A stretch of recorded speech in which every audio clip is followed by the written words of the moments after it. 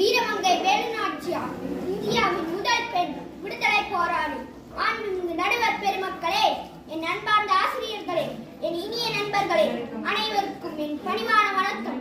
நான் இன்று உங்கள் முன்னால் பேசப்படும் தலைப்பே வீரமங்கை வேலுநாச்சியார்.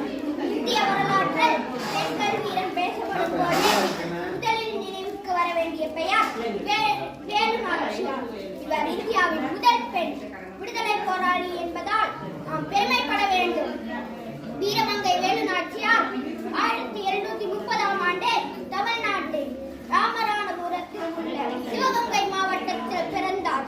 சிவகங்கையின் அரசர் முத்து விஜய ரகுநாத சேதுபதி அவர்களுக்கு மகளாக பிறந்த இவர் சிறு வயதிலேயே அறிவும் வீரமும் கொண்டவராக வளர்ந்தார். குதிரை சவாரி, வாழ்வீச்சு, துப்பாக்கி பயிற்சி, பழமொழிகள் ஆகியவற்றில் சிறந்து விளங்கினார்.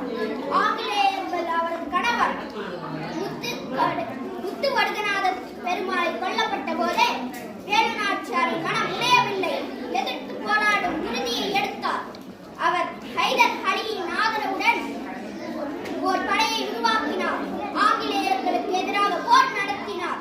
அப்படையில் என்ற ஒரு பெண் வீராங்கனை வெடிகுண்டுடன் எதிராளியின் ஆயுத கிடங்கில் பாய்ந்து உயிர்த்தியாகம் செய்து இந்தியாவின் முதல் பெண் படை வீரராக வரலாற்றில் இடம் பிடித்தார்.